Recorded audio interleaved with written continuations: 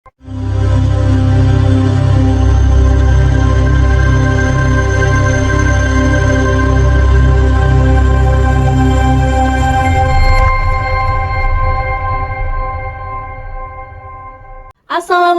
warahmatullahi wabarakatuh. Selamat datang di studio Miftahul Ulum. Belajar, mendengar, berkolaborasi. Saya Maya Sani Dwi dan di sini kita bakal ngobrol santai tapi penuh makna bareng sosok seorang ayah yang gak hanya berperan besar di keluarganya, tapi juga menjadi panutan di madrasah tempat beliau mengajar. Di tengah kesibukannya, beliau ini dikenal penyabar, sederhana dan inspiratif banget. Buat ngobrol lebih dalam, yuk kita kenalan langsung dengan beliau. Assalamualaikum Pak, gimana kabarnya? Waalaikumsalam warahmatullahi wabarakatuh. Alhamdulillah kabar baik. Alhamdulillah ya Pak. Terima kasih udah meluangkan waktu buat datang ke sini Pak. Ya, terima kasih juga. Saya masih berguna bagi pondok saya dulu. Hari ini kesibukannya apa Pak? Kok mau datang ke sini gitu? Memang hari ini itu jadwalnya ngajarnya siang, untuk pagi free. Biasanya ya buka-buka buku apa kayak gitulah. Ya juga rehat sejenak. Gitu. Kesibukan selama 1 minggu. Nah, jadi hari ini nggak mengganggu aktivitas Bapak ya? Alhamdulillah enggak. Nah, boleh cerita dikit tentang diri Bapak dan keseharian Bapak tuh gimana? Ya, boleh saya ceritakan di sini. Bahasa boleh campur ya, enggak masalah ya. Bebas. Ya, selama dulu saya dari di sini di Miftahul Ulum itu saya dari tahun 97 sampai 2002. Alhamdulillah di pesantren Miftahul Ulum yang menjadikan diri saya seperti ini, membentuk karakter seseorang pasti. Karena memang pondok itu pada hukum umum adalah membentuk karakter. Iya, betul sekali. Ya, nah, untuk Miftahul Ulum sendiri itu memang ya pertama kali di pondok, juga mengenal pondok, dunia pondok pesantren ya di Miftahul Ulum. Karena setelah selesai SMP sebenarnya itu pengennya sekolah dulu Mbak. Jadi pengen sekolah yang tinggi, soalnya memang dulu bayangannya pengen jadi tentara. Itu terkonfirmasi banyak saudara-saudara sejak kecil tuh bayangannya pengen jadi tentara. Karena saking takdimnya sama wong tua, orang ngerti zaman semono, memang saya itu terkenal dulu ya penurut banget sama orang tua gitu. Iya. Jadi alhamdulillah lulus SMP langsung mondok di Miftahul Ulum. Iya, kecelakaan karena manut bapaknya. Oh gitu. Kecelakaannya karena dulunya itu pengennya sekolah di SMA 1. Dulu saya SMP di SMP Gorawe, SMP Negeri 2 Gorawe. Bayangannya sekolah dhuwur, soalnya nilainya bagus-bagus. Dulu yang favorit itu SMA 1. Sebenarnya cukup nilainya untuk masuk SMA 1. Karena bapak menginginkan mondok, saya ikuti beliau. Dan alhamdulillahnya ternyata pilihan bapak itu tidak salah. Tidak salahnya karena memang bentuk karakter itu salah satunya adalah melalui pondok pesantren. Iya, betul. Karena seumpama tidak di pondok pesantren pun ya mungkin itu salah satu alternatif saja untuk membentuk karakter seseorang. Jadi memang anak-anak itu, jiwa anak-anak kan pengennya, imajinasinya tinggi juga. Iya. Pastinya urusannya ya kemana ya, pengennya besok-besok itu punya cita-cita yang tinggi, hidup enak. Ya itulah jiwa-jiwa manusia biasa. Benar sekali. Berarti berkat kecelakaan ini Bapak malah bersyukur ya Pak? Alhamdulillah, memang Gusti Allah itu memberikan takdir yang bagus untuk saya, sehingga Miftahul Ulum mendidik saya untuk jadi sampai bisa hidup sampai sekarang dan membentuk gimana ya, mindset bahwa ilmu agama itu bagian tak terpisahkan dalam hidup. Karena konsep hidup itu, dunia itu bukan segalanya, tapi adalah akhirat segalanya. Dunia harus, menurut Imam Syafi'i itu, dunia itu harus di tanganmu, tapi akhirat ada di otakmu, nah, di pikiranmu. Jadi membentuk karakter orang yang berkecimpung di dunia, terus untuk tujuan akhirat itu yang cukup susah. Karena gelutnya sama dunia, bergelut sama dunia itu mau nggak mau pasti mindsetnya itu dunia saja. Dunia maksudnya gimana ya, keinginan duniawiyahnya itu yang kuat. Jadi sampai melupakan akhirat. Jadi Kalau kita ngejar duniawi terus juga nggak bakal ada habisnya. iya, kan, Pak? memang seperti itu. Ya, alhamdulillahnya Miftahul Ulum sudah menyediakan semua itu. Iya, Jadi urusan alhamdulillahnya. dunia dan ukhrawinya sudah lengkap. Alhamdulillah, saya itu bayangkan dulu bangun ini saya termasuk meluroan guru SMK ini. Berarti bahasanya masih menangin zamannya Pak Kiai Humaydi Tamyiz itu, Iya, Pak, menang Mbah Yai Al-Maghfur lah. Mbah Yai Humaydi ya pasti itu Iya. kan. Huruf ini sejak 97 sampai 2002 belum selesai, belum ada. Jadi sampai setelah itu sampai saya masih aktif meskipun sudah tidak di pondok, masih ikut ngaji di pesantren juga. Pindah lagi di Ponpes Apik Kalikondang. Di mana itu, Pak? Kalikondang. Oh, Kalikondang. Apik, nah. Tapi hubungan saya sama Miftahul Ulum tidak pernah putus. Itu setelah 5 tahun mondok di sini, Bapak langsung menikah atau gimana? Enggak, pindah lagi mondoknya Pindah mondok, terus karena menikmati rasa mencari cari ilmunya ilmu, itu gitu. nikmatul ladzatul ilmu itu dari sini. Jadi pengennya karena saya pindah itu bukan tanpa sebab, bukan saya pribadi.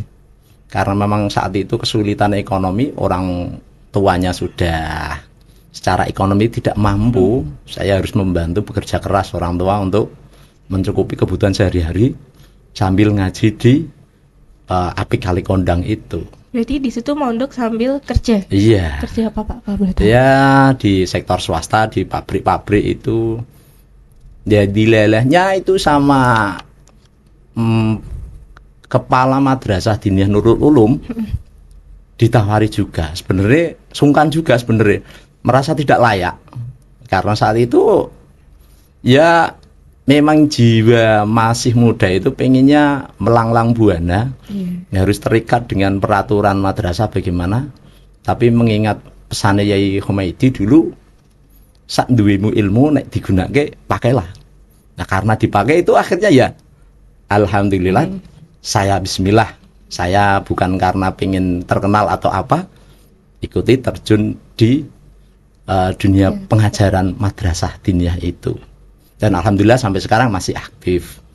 Ya, cuma jadwalnya memang bisa diatur gitu. Iya. Kalau buat cerita pengalaman pondok, Pak, ada nggak pengalaman selama mondok beberapa tahun? Berapa tahun, Pak? Kan 5 tahun di Miftahul Ulum ya? Oh iya. Kalau yang di Kalikondang itu berapa tahun? Kalau di Kalikondang kurang lebih 3 tahunan. 3 tahun. Iya. Setelah itu juga karena menikmati lazatnya ilmu, jadi pindah lagi sampai tidak cuma bekerja dan mengajar, masih juga merasa saya itu masih fakir ilmu, masih nggak punya ilmu. Jadi sampai saat ini keinginan untuk tetap belajar ngaji masih ada. sampai saat ini, sampai beliau Al-Mukarram Yai Ahmad Tamyiz kemarin menggantikan Yai Humaydi ngaji selapanan. Alhamdulillah masih ikut. Semoga beliau segera sembuh lagi, bisa ngajar lagi. Amin ya Allah. Nah sebelum itu juga proses panjangnya itu untuk saya pribadi nggak lepas dari tetap ngaji. Karena konsepnya itu tolabul ilmi minal mahdi ilal lahdi, dari tiang bandulan sampai ke liang lahat. Itu konsepnya. Jadi tidak boleh berhenti meskipun sudah tidak lagi mondok. Dan sampai saat ini masih berhubungan dengan baik. Memang Gus Wem itu, karena saya dulu angkatannya Gus Wem, memberi semangat. Wis ora mondok ora ono masalah. Tapi kamu harus tetap robitoh, menyambung dengan pondok. Dengan caranya gimana ya? Banyak khidmah di pondok. Termasuk anak saya sudah bisa mondok di sini. Anak Alhamdulillah. pertama Bapak ya? Iya. Sudah bisa mondok di sini dan itu kebanggaan saya tersendiri. Alhamdulillah bisa nyambung guru. Kemarin hanya bapaknya, sekarang anaknya, dan itu alhamdulillah bagus. Lebih panjang lagi kisahnya itu, pada hakikatnya konsep hidup itu tidak boleh kita orang mukmin itu berhenti mencari ilmu. Itu konsepnya. Karena ilmu itu man arada dunya fa'alaihi bil ilmi wa man arada al akhirah fa'alaihi bil ilmi wa man aradahuma fa'alaihima bil ilmi. Ngarep ke dunia itu ya tetap butuh ilmu, ngarep ke akhirat ya butuh ilmu, ngarep ke dua-duanya kita juga butuh ilmu. Karena suksesnya di dunia itu nek ukurannya pakai apa? Oh, sukses dalam karir atau sukses dalam berusaha, sukses dalam mencari ilmu atau sukses dalam kehidupannya. Nah, itu penjelasannya lebih panjang lebar lagi itu. Karena mencari ilmu itu ya tetap tidak luput dari Miftahul Ulum. Karena saya dulu bisa sampai kuliah, ya, jadi setelah selesai di pondok juga masih hubungan sama Miftahul Ulum sampai bisa dapat ijazah setara SMA dari Miftahul Ulum juga. Dan sampai bisa kuliah, alhamdulillah juga kuliah. Saya kuliah tahun 2008. Kuliahnya di sini, waktu di sini? Enggak, kuliahnya sudah di rumah, cuma masih berhubungan sama pondok itu. Karena dulu setara SMA-nya di pondok juga. Pondok sini ya? Iya. Nah, setara SMA itu tahun 2006. Saya masih semangat untuk belajar lagi dalam urusan ilmu dunia. Ya, bisa kuliah di Sekolah Tinggi Ilmu Ekonomi di Menoreh Utara, namanya STA Semarang. Oh, STA Semarang. Ya, bisa lulus sampai 2012. Jadi perjuangan itu nggak mudah. Dan untuk bisa kuliah dengan apa ya, segala keterbatasannya, ternyata Allah itu lebih maha tahu apa yang saya butuhkan. Karena konsepnya dulu adalah mencari ilmu itu sampai gimana tadi, seperti tadi konsepnya bahwa kita kewajiban mencari ilmu itu sampai mati. Jadi bisa, seandainya sekarang pun dikasih kesempatan Allah untuk S2, saya mungkin masih bisa terima. Nah, mungkin seandainya kesempatan itu ada. Tapi Bapak ada niatan buat gelar S2 nggak, Pak? Untuk niatan di hati kecil masih ada ya? Di hati kecil. Meskipun untuk kesempatannya bahwa Allah alam kapan adanya. Tapi saya cuma masih kangen seperti di zaman perkuliahan di sana dulu. Memang benar-benar pure kuliah sama seperti mahasiswa pada umumnya, karena tiap hari harus berangkat. Jadi tidak yang weekend itu enggak. Saya sambil kerja. Tiap hari gitu. Saya masih tiap hari berangkat dan Berarti alhamdulillahnya. pergi dari Semarang Demak. Iya. Cuma hadirnya sore setelah bekerja. Enggak capek, Pak? Ya lumayan capek. Selesainya biasanya jam 9. Untungnya ada yang nemanin. Ya itulah istri saya tercinta yang bisa membantu saya. Karena memang tahun 2009 itu 2008-2009 prosesnya itu sangat, keinginan untuk mencari ilmu agama dan dunia itu masih kuat. Jadi mau kuliah jurusan apapun saya terima. Akhirnya saya kuliah di jurusan ekonomi, di ekonomi itu di manajemen. Dan itu juga karena memang semua itu fadl dari Allah, bukan kerja keras saya semata. Saya selalu minta Allah, ya Allah mudahkanlah urusan saya. Jadi konsepnya ketika menjalani hidup itu ya apa itu, ana urid wa anta turid wallahu yaf'alu ma yurid. Kamu menghendakinya, saya menghendakinya, tapi Allah yanglah berkehendak. Jadi nek menggabungkan itu menjadi satu kombinasi. Kalau saya menghendaki, kamu menghendaki, semua orang menghendaki, nek Allah tidak menghendaki tidak akan terjadi.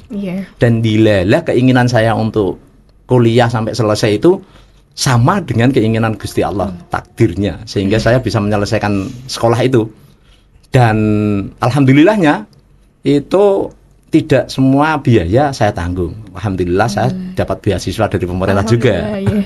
Itu termasuk meringankan apa ya, keinginan cita-cita saya. Sehingga orang tua juga ya. Iya, doa orang tua itu pasti tidak akan terputus. Saya yakin itu, bukan saya hanya menjalankan semua takdir itu. Cara saya pribadi itu merasa itu bukan kerja keras saya.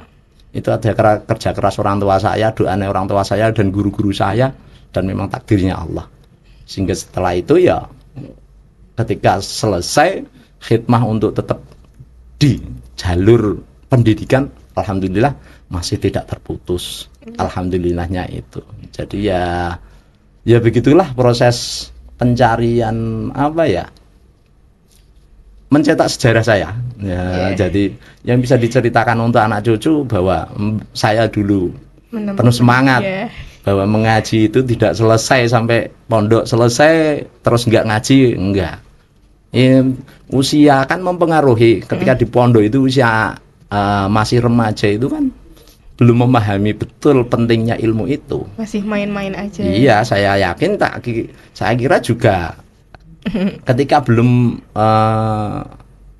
merasa menikmati manisnya ilmu, pasti dia akan sekolah selesai bar. Dan itu memang konsep itu memang harus didoktrin sebenarnya. Iya. Tidak mendoktrin pemahaman anak untuk bisa seperti itu juga sulit. Nah, tidak semua di tempat pondok itu cara berpikirnya seperti itu, enggak. Nah, seperti itulah. Tapi banyak orang tua sekarang itu banyak yang keliru, Pak. Kan gini, mikirnya anakku wis gelem mondok gitu loh. Penting udah aman di pondok. Padahal mereka nggak tahu anaknya di pondok tuh gimana. Iya. Benar-benar mencari ilmu atau malah ya gitu lah. Untuk tahap pertama orang tua mondok ke anak itu sudah sebenarnya oke, tidak ada masalah. Tapi bagus. Ada lanjutannya lagi. Nah, tidak selesai di situ tugas orang tua. Untuk sementara tugas orang tua sebagian di cover oleh pondok, iya. Tapi ketika untuk urusan mendoktrin anak untuk supaya bahwa pondok itu hanya sebuah lembaga di mana kamu harus mencari ilmu dan mendapatkan ilmu itu sebanyak-banyaknya. Tapi tujuan beragama itu tidak hanya sebatas itu. Ada namanya indoktrinasi. Didoktrin untuk agama, bagaimana memahami agama, karena agama inilah yang akan menjadi ukuran cara kita menjalani kehidupan ini. Karena kehidupan ini enggak semudah lulus selesai, kuliah selesai, terus cari kerja yang enak. Karena hidup enggak sebatas itu saja. Kita sebagai orang mukmin itu ada tanggung jawab moral bahwa akhirat itu ada, bahwa hisab itu ada, bahwa semua yang kita lakukan di dunia ini akan kita pertanggungjawabkan semuanya. Betul sekali. Selama mondok 8 tahun, Pak, ada nggak lika-liku selain dari keterbatasan ekonomi itu ada nggak, Pak? Oh iya, untuk mondoknya 8 tahun itu sebenarnya Mbak, tidak cuma 8 tahun.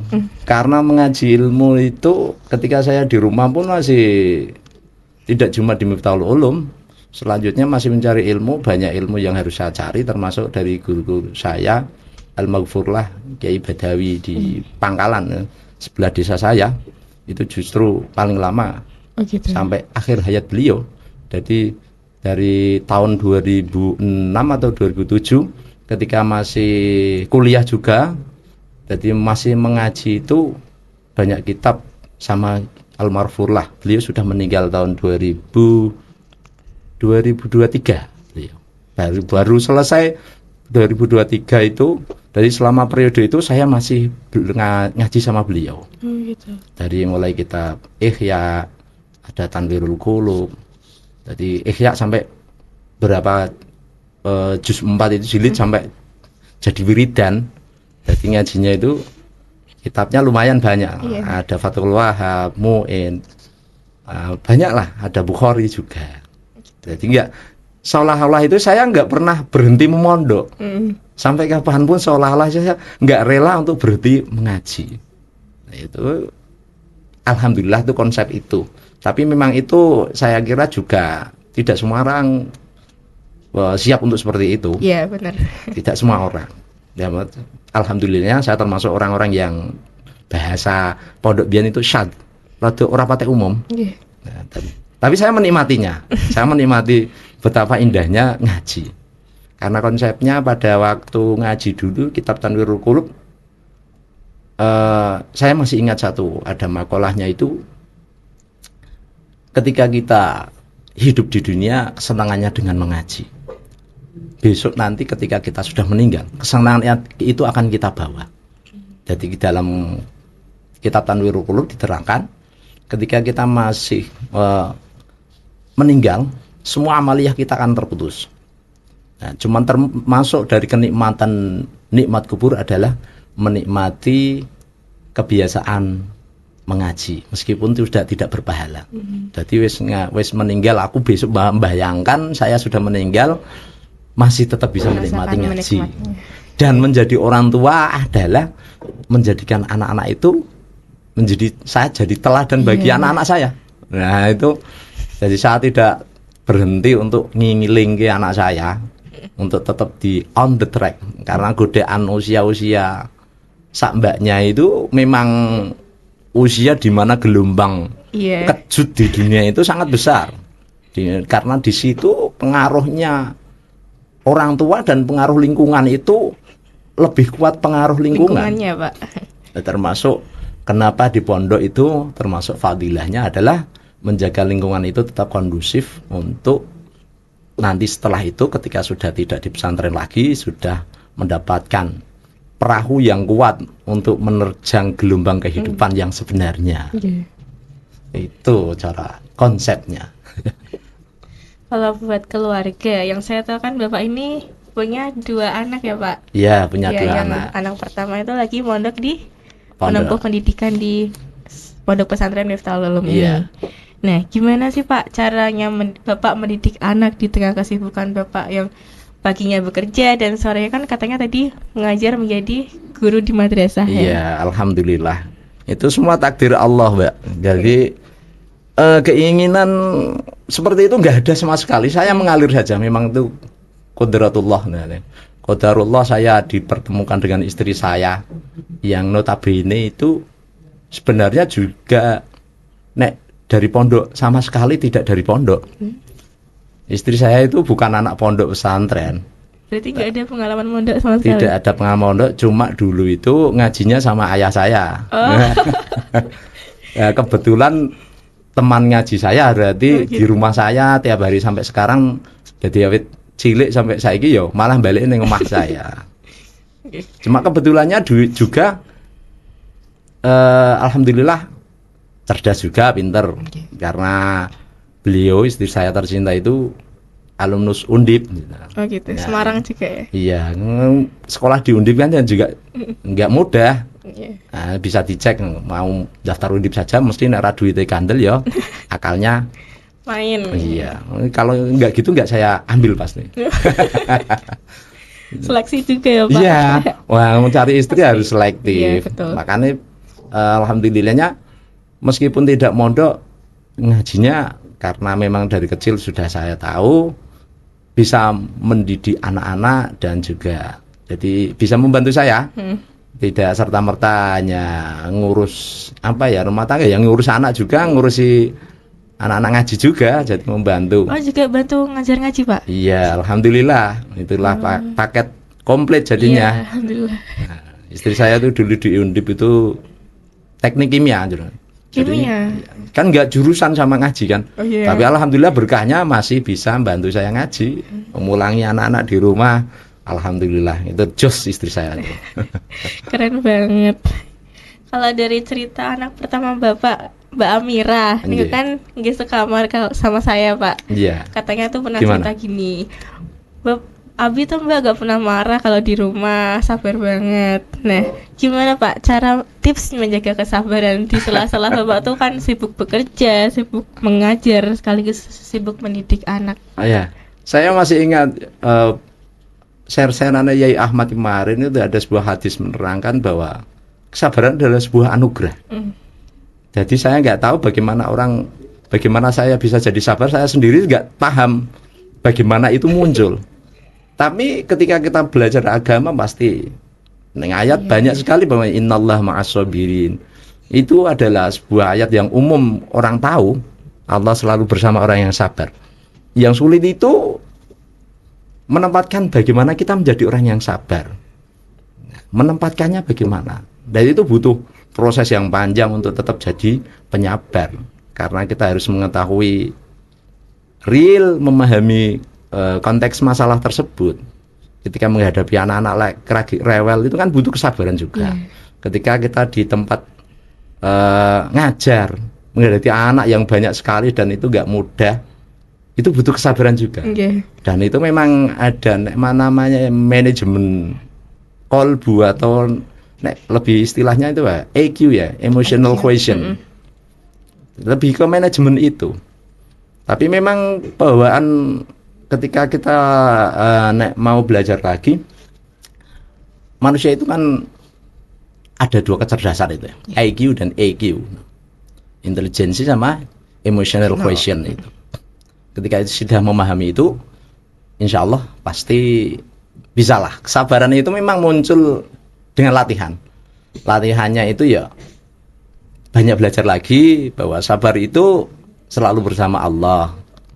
Nek pas lagi emosi coba dilampiaskan dengan cara yang lain. Begitu. Karena emosi kan bagian dari jiwa manusia. Iya. Ya, cuma tekniknya saja cara mengelolanya. Ketika ada kesabaran pasti ada kebalikannya kan. Ya, Betul, karena memang kita itu satu paket dalam diri kita itu memahami itu penting.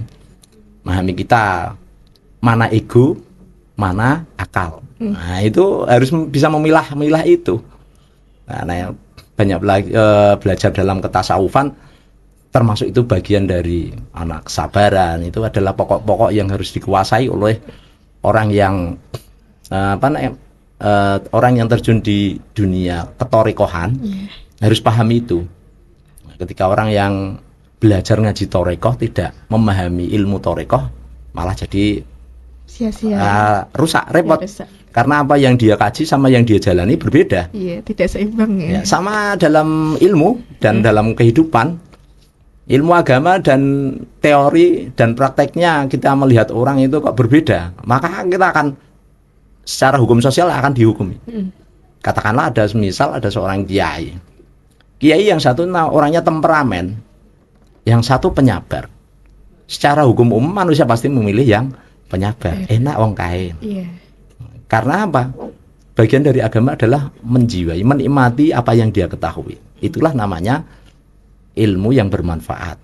Nah, ilmu yang bermanfaat berarti apa? Ilmu yang berkah. Berkah itu bagaimana? Ziyadatul khair dalam dalam tafsir Jalalain. Berkah itu bertambahnya kebaikan. Ketika kita sudah mengetahui berbagai ilmu, disiplin ilmu dalam dunia pesantren, dalam dunia agama lah ya, dalam rumpun ilmu agama, ilmu kita banyak, tapi ternyata tidak mempengaruhi cara berpikirnya dan perilakunya, maka tanda kutip dipertanyakan itu. Dia itu sebenarnya orang berilmu apa enggak? Ilmunya berkah atau enggak? Nah, karena berkah itu yang menikmati ilmu itu kita yang menjalani. Ketika saya seneng ngaji sampai lama banget, bertahun-tahun saya menikmati ngajinya, bisa membentuk karakter saya apa enggak? Bisa diamalkan enggak? Gitu Ya itulah yang namanya ilmu yang diamalkan itu. Saya yang menikmati dulu. Menikmatinya bagaimana? Maka orang sekitar saya yang bisa menikmatinya, merasakannya. Oh, Abi itu penyabar. Karena memang apa? Ya memang biasanya nek belajar ilmu itu mesti isinya adalah kesabaran. Ada namanya harus semangat, girohnya. Nah, itulah itu bisa apa namanya ya? Konsep itu yang harus kita dipakai dalam kehidupan rumah tangga. Bagi mbaknya juga nanti ketika sudah menikah, kita harus benar-benar selektif cari pasangan juga. Betul. Jangan asal ya, Mbak. Nanti kalau asal repot juga. Nanti mbaknya yang repot. Nah, kenapa, Pak? Susah sendiri nek ketemu suami yang egois, berat juga loh. Karena di dunia yang global sekarang itu kita tidak tahu dia itu sebenarnya tipenya itu bagaimana, memahami agama secara utuh atau enggak. Atau dia hanya berpikir hidup itu ya asik-asik aja. Ya memang benar hidup itu asik. Tapi... Jangan sampai tertekan juga. Nah, karena apa? Kita masih hidup itu alhamdulillah. Nikmat yang tiada tara. Tapi tujuannya nikmatnya itu apa? Nikmat bukan menikmati dengan nafsunya, tapi dengan segala kebaikan yang Allah berikan untuk kita, untuk berbuat lebih baik, bahwa dunia itu hanya sarana. Menjadi suami yang baik bagi anak-anak itu sarana. Mendidik anak untuk anak itu tetap on the track, tetap jadi orang yang baik, solehah, itu sarana. Sarana apa? Sarana saya untuk menuju Allah. Bahwa ketika saya berpulang nanti, saya sudah punya anak-anak yang memang benar-benar bisa menjadi orang tua berikutnya, penerus saya yang bisa apa namanya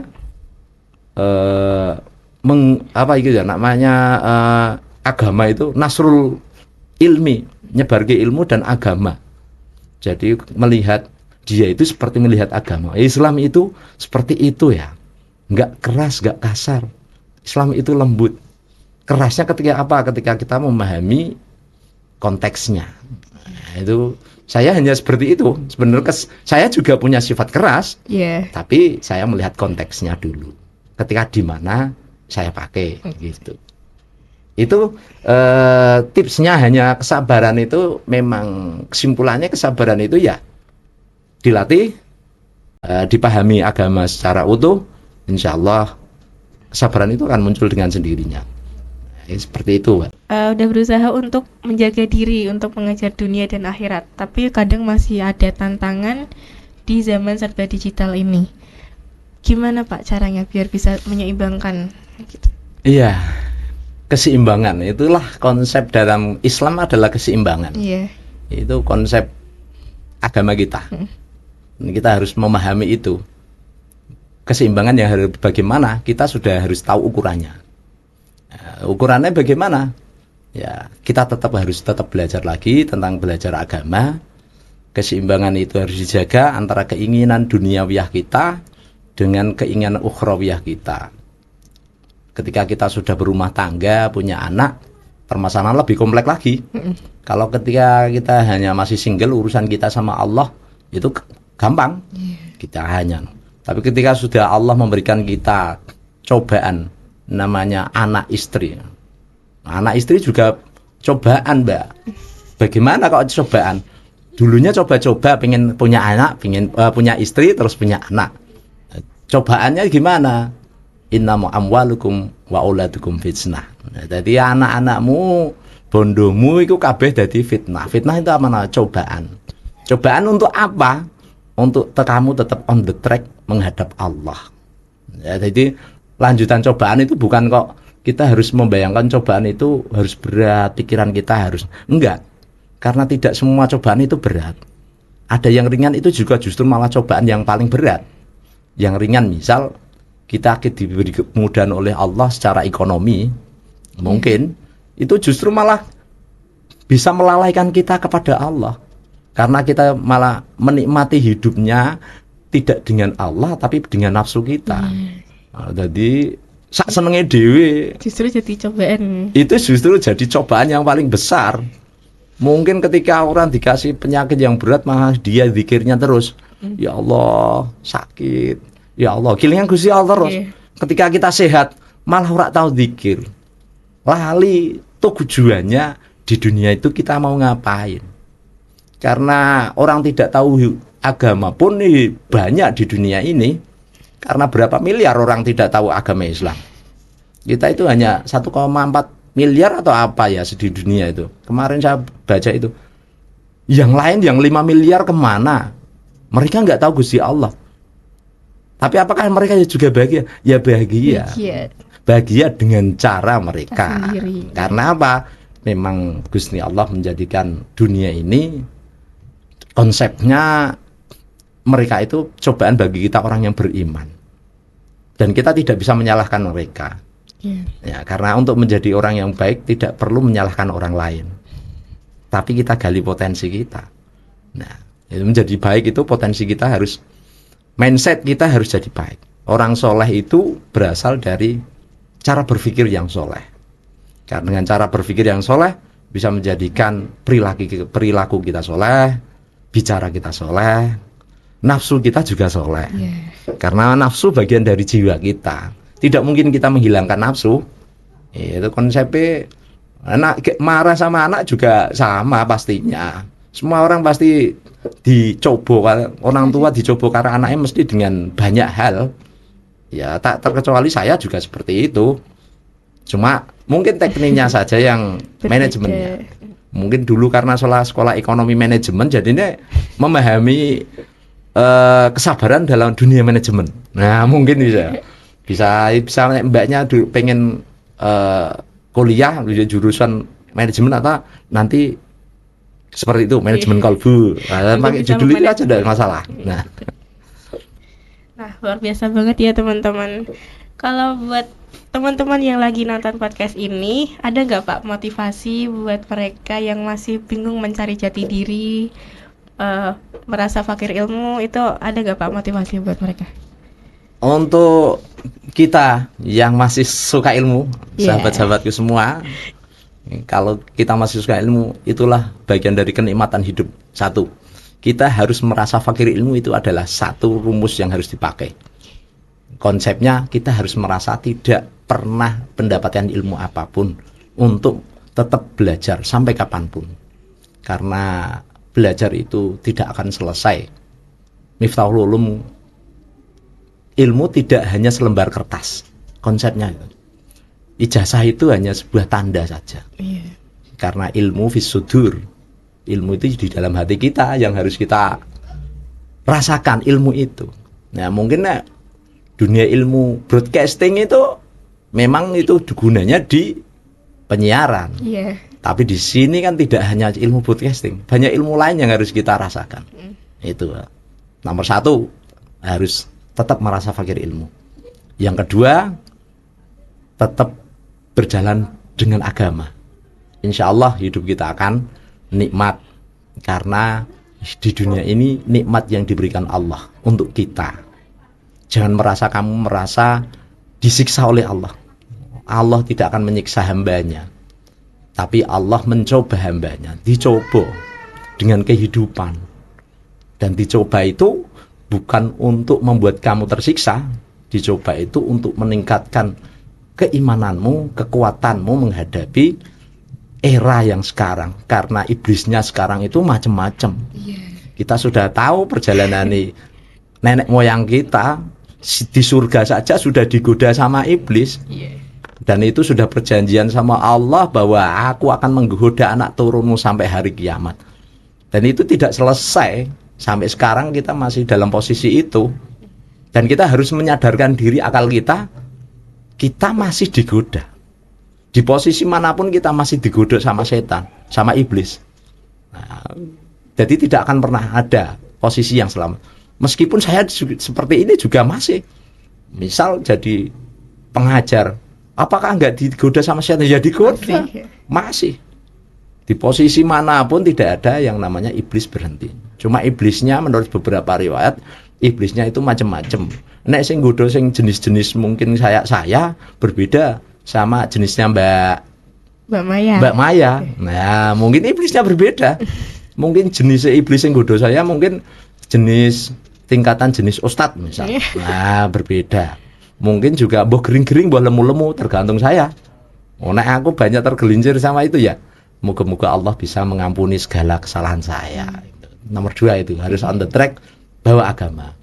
Yang nomor 3, tetap harus waspada bahwa kita godaan itu di mana-mana. Kita harus memahami diri kita, nafsu dan jiwa kita harus kita bisa memisahkan. Oke? Itu 3 dulu. Ya, lebih banyak lagi nanti tidak baik. Mengingatnya kesulitan ya. Pokoknya konsep itu harus dipakai. Dan jangan lupa bahwa hidup itu nikmat tiada tara dari Allah Subhanahu wa ta'ala. Dan karena itu nikmat, maka kita harus nikmati dengan Allah, bukan nafsu kita. Nafsu kita nanti ada tempatnya masing-masing. Nafsu duniawiyahnya di harta benda ada, nafsu duniawiyahnya untuk pasangan ada. Insya Allah luar biasa banget ya teman-teman, kisah dan pesan dari Bapak Ahmad Hambali hari ini. Kita belajar banyak tentang keteladanan seorang ayah dan guru yang sederhana tapi penuh dedikasi. Terima kasih Pak Ahmad Hambali. Ya, sama-sama Mbak Maya. Berbagi cerita di podcast kali ini. Terima kasih banyak. Semoga semakin banyak orang tua dan guru di luar sana yang terinspirasi. Iya, sama-sama, terima kasih. Terima kasih juga buat teman-teman yang udah mendengarkan episode kita kali ini. Semoga apa yang kita bahas hari ini bisa menambah wawasan dan inspirasi buat kita semua. Sampai jumpa di episode berikutnya, masih bersama saya Maya Sanidwi dari Miftahul Ulum. Tetap semangat, terus belajar dan jadilah cahaya bagi sekitarmu. Wassalamualaikum warahmatullahi wabarakatuh.